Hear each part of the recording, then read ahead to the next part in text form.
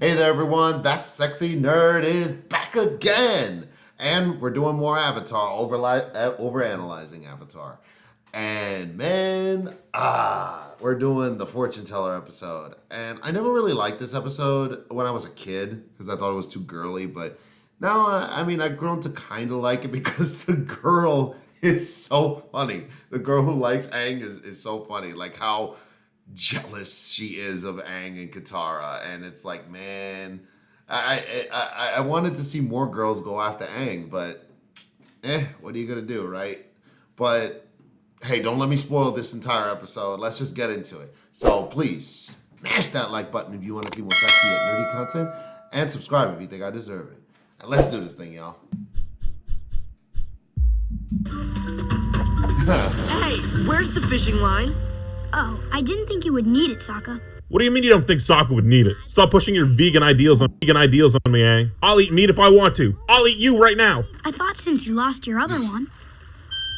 Okay, so culturally in the Water Tribe, girls wear a betrothal necklace that's given to them by the man they're gonna marry. This cute little interaction doesn't have anything like that in mind, but it's still an observation. When Sokka throws the fishing pole here, it doesn't just like knife into the water. It actually bobs up once before sinking in slowly. Just more ridiculous attention to detail that no one really asked for and they really didn't need to do. Seriously. Smoochy, someone's in love. Why are you messing with that Stop fish? teasing him, Sokka. Aang's just a good friend. A sweet little guy. Just like Momo. Oh, wow. Thanks. Aunt Wu predicted I'd have a safe journey. But the fortune teller was wrong. You didn't have a safe journey. You were almost killed. But I wasn't. All right, have a good one. He's right. Okay, if I do the he's right meme at every opportunity in this episode, it's gonna be like 15 times. So I'm stopping it here and now. No more. Katara's necklace is downgraded from 5 petals to 4 petals in this shot. Once again, a tiny Appa shot. He looks like he'd be barely taller than Sokka from this perspective, unlike what he's supposed to actually look like in this shot. Never really took the time to think about it, but these are turkey ducks. God, that sounds so good. So Katara takes off Aang's necklace almost immediately. That would do some serious mental damage to me if I was in Aang's shoes and 12 years old. Turkey duck sounds like an oxymoron, doesn't it? She took it off already, man. You've got some pretty big ears, don't you? You know what? Thank you. He does have some pretty big ears, actually. Dude, I don't know about you, but I was a hopeless romantic as a kid. I was always fired up on the romance-based episodes in any show. Looking back on it now, it's kind of dumb, but back then, I was all about this shit. Really? I feel great romance for you. The man you're going to marry. Tell me more. I can see that he's a very powerful bender. No shit. That's good. That's The bones good. never lie. Your destiny. This is incredible. You will be involved in a great battle. An awesome conflict between the forces of good and evil. A powerful outcome will determine the fate of the whole world. Yeah, I knew that already. But did it say anything about a girl? A girl? You want to know about love? That made things so much funnier. Imagine if they did something like that in the show. Imagine if there were like flashes and everything. Imagine this episode would be so important if that were the case. Like this wouldn't just be a honestly, I think that this is one of the few filler episodes. Even though I like it, it's one of the few filler episodes. Like Painted Lady, yeah. Sorry, not sorry. Yes. Oh Jesus. It's Ah! trust your heart and you will be with the one you love. Really? Thank you, Aunt Wu. Okay, So that now was like a fucking lie. That cloud kind of yeah, looks I like a was also fluffy bunny. traumatized. You better hope that's not a bunny. The fluffy bunny cloud forecasts doom and destruction. That does seem like a weird one to forecast destruction. We know that a human skull means volcanic doom. So what kind of destruction does a fluffy bunny mean? Plague? I bet it's plague. Hey, weren't you just leaving the village earlier today? What are you doing back here so soon? You're a shifty kind of guy, huh? Wavy moon-shaped cloud. Aunt Wu is actually looking at the wavy moon-shaped cloud page on her book here. A cumulus cloud with a twisted nub coming off the end of it. I'm sorry to go off of this on this, but what if the fluffy bunny means famine? Because think about it. You won't be seeing no bunnies when there's a famine. That's good.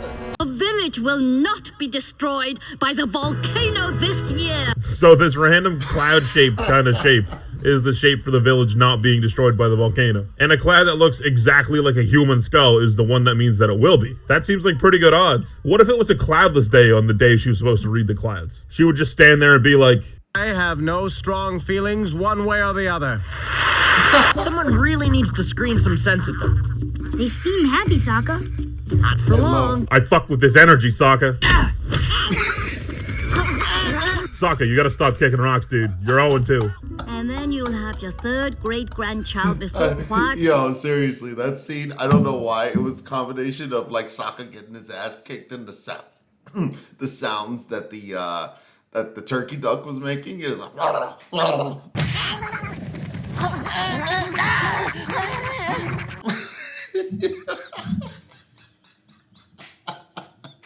I mean, like I said, it is maybe a filler episode, but this episode does have a couple of laughs, to be fair. It's not to say it's bad.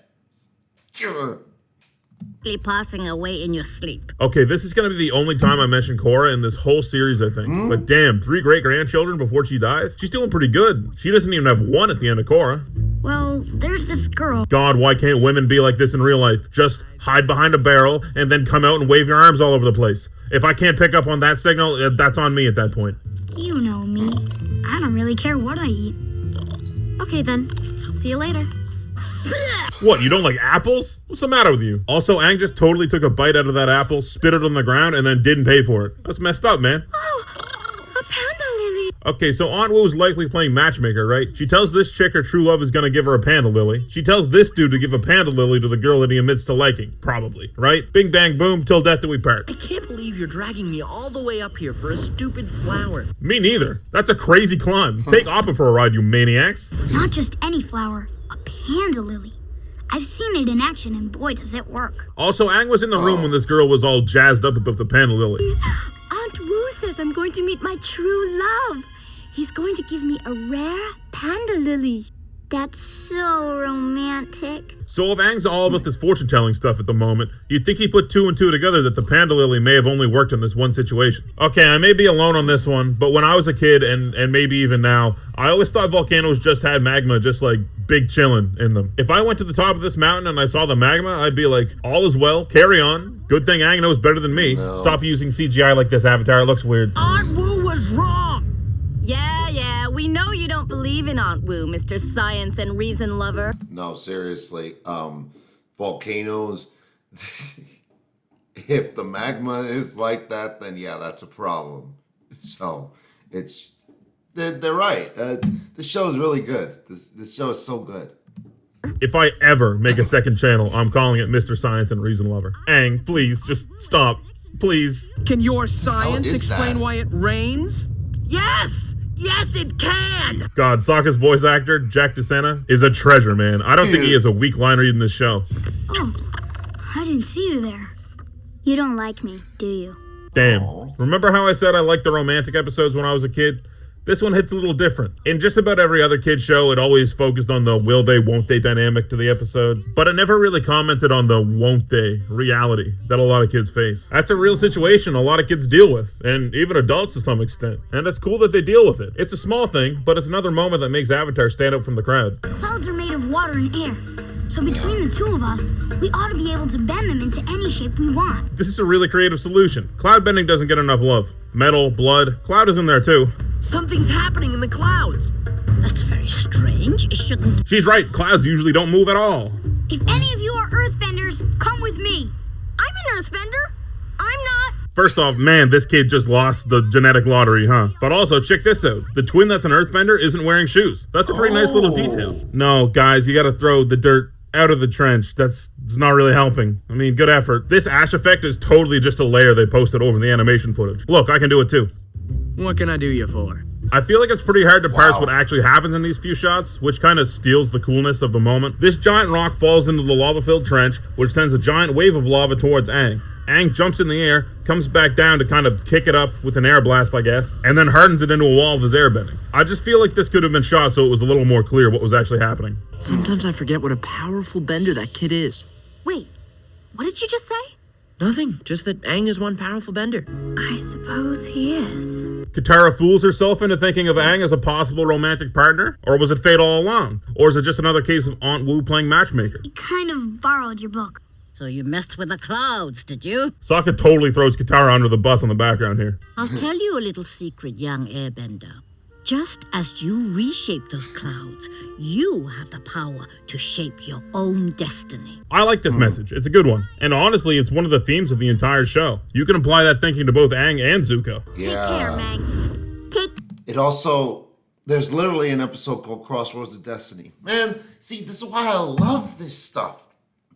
It shows how important, it changes my opinion on some of these episodes that I've had. I'm like, and then it makes me want to watch the episodes again. Grr. Care. Floozy. Floozy. Whoa, what? This is Nickelodeon. You can't say that. All right, before we do the rest, this episode's weird. After the two strongest episodes of the season back to back, it's definitely a lot weaker. I don't think it's bad at all, though. It's still got that Avatar spirit. The comedic writing really shines in this one with Sokka, actually. Aang and Katara get to fool around in that unique season 1 kind of way. One thing I'll say that I do like is that they don't really try and debunk anything, or say fortune telling isn't real. Well, Sokka does, but like the show doesn't. You know what I mean. They leave it pretty vague, and I like that. As far as episodes go, this isn't so bad. At the same time, there's not a lot to say about it, so it can't be that good either. I don't know if you noticed, but the ratio of meme to actual analysis in this episode was skewed pretty hard. So I guess that says something in and of itself. Up next is a widely disliked one, Botto of the Water Tribe. I can never understand why Bottle of the Water Tribe is actually hated. Like seriously, that's when we meet what's her name? June, or whatever the heck her name is. The girl with the shrew, giant shrew. Just fighting all around. It's actually a pretty good fight scene at the end. Appa gets in on the action. It's actually pretty. I don't understand why people dislike it. I don't. I really don't. Just because Aang acts out of character. I guess we'll discuss this in the next episode. But I mean, again, I never thought it was out of character. Look at it this way. He lost his family. He lost everything. And he thought he was going to be left alone in the world and, without his friends. And he wouldn't have been able to do it himself. He didn't think that they would. So, I don't think, and remember, he probably couldn't have done it without the rest of his friends. He probably would have failed and died trying. So, I don't know. I'm saying it right here. I never thought it was that out of character, but I guess we'll talk more about it in the next episode. So please smash that like button if you want to see more sexy and nerdy content, and subscribe if you think I deserve it. And let me know in the comments if you like what you think about the next episode. I'd like to hear. I'll see y'all in the next episode.